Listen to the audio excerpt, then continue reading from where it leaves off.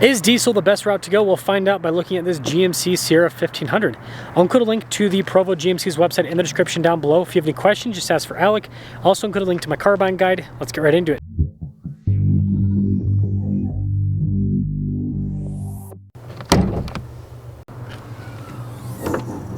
Under the hood is a 3-liter turbo diesel inline 6 that goes through a 10-speed. Fuel economy is 22 around town, 26 on the highway, with power outputs being 305 horsepower and then 495 pound-feet of torque. I'm trying to hit 500,000 subscribers before the end of the year. I'd really appreciate it if you'd help out with that. Nothing crazy with the hood design. It's kind of raised there on either side. Pretty fancy looking C-shaped headlights here, and then lots of chrome trim on the grille with this, and then the GMC logo in red to contrast. More chrome on the bumper. It also has parking sensors, fog lights, and tow hooks. Altogether, it's got that kind of traditional luxury chrome truck appearance. Tire wheel setup is 275 by 60 by 20. You've got chrome with the metallic gray mixed in. Unpainted fender flares, but they are kind of beefy looking.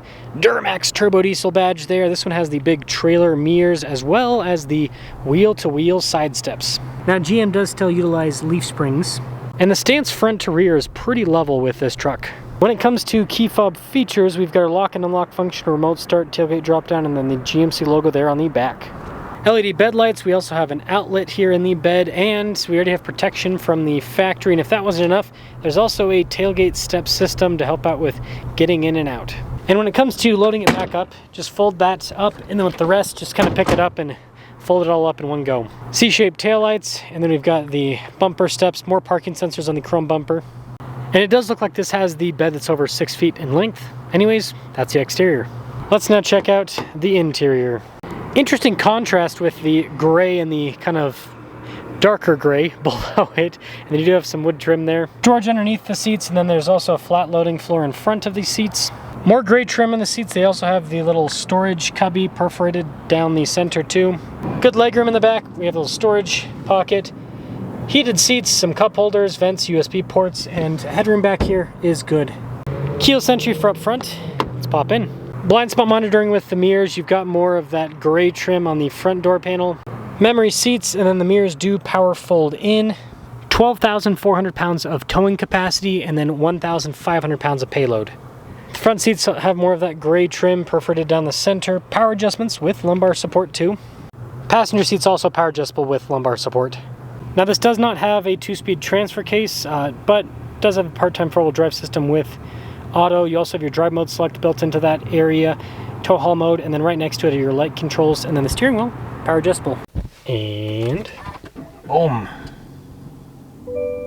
Nice soft touch trim all around the steering wheel. You got paddles on the back to manually shift the gears. Practical controls here on the front face for the center stack. There are also radio controls on the back of the steering wheel.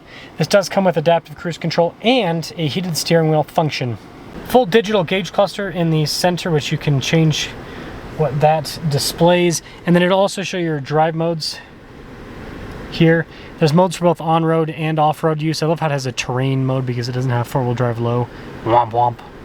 360 camera system, sharp resolution with the whole camera setup. So you can see it of all the angles of the truck. As for the rest of the infotainment system, shortcut bar there on the side, and then there's also an auxiliary tab. Overall response time's quick. It does also come with Apple CarPlay and Android Auto. Now there's physical shortcut buttons for different features like your lane departure, parking sensors, auto stop start, tailgate drop down, stability control, and then you can roll down all the windows at once if you want. Still have a physical button for the trailer brake controls. Dual zone climate with heated and ventilated seats. Got our shifter to put it into gear. Got some nice kind of like wood trim around. A phone charging pad in the center console with a full outlets and USBs. And then there's more nice trim on the top of the center console. And there's more of that gray trim on the glove box lid and then also across the dash. And yes, this does have the power sliding rear window. Just press that button for it. SLT 2026. 68,960. Let's see how this performs. Let us see what the SLT is all about. And first things first, seats are comfortable. Definitely comfortable.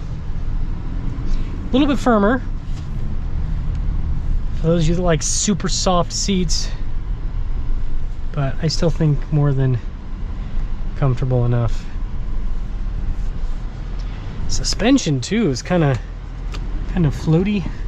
So one thing that's nice about these full-size pickup trucks, they have such a long wheelbase that it kind of just floats over a lot.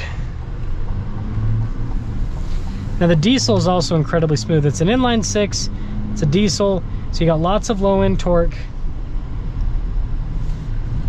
Just smooth power delivery in general.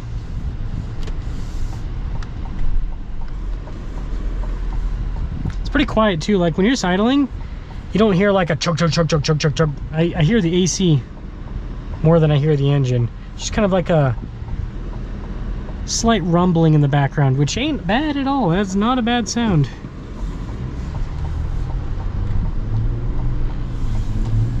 Oh yeah, it's so smooth.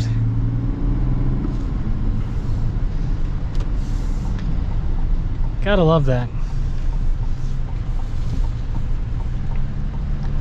Gotta love that.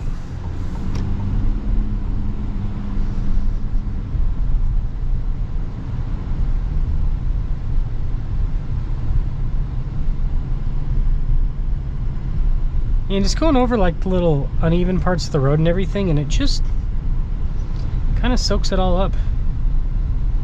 3 cops. They're going pretty quick too. Something's going on. Ooh. Something's going on.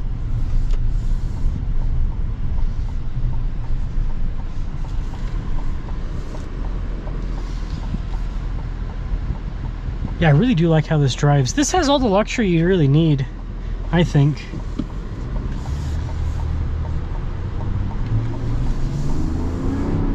The power's great.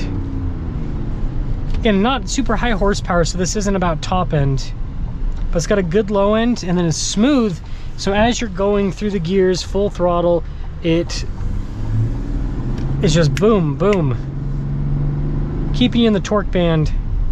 Power delivery feels great. That's something that's kind of underrated. Horsepower and torque are one thing, but power delivery is also very important, and this just has good power delivery. And that's kind of why diesels are awesome, because they've got good power delivery. So, in conclusion, this is kind of like a nice sweet spot for GM in a way, in terms of the equipment you get.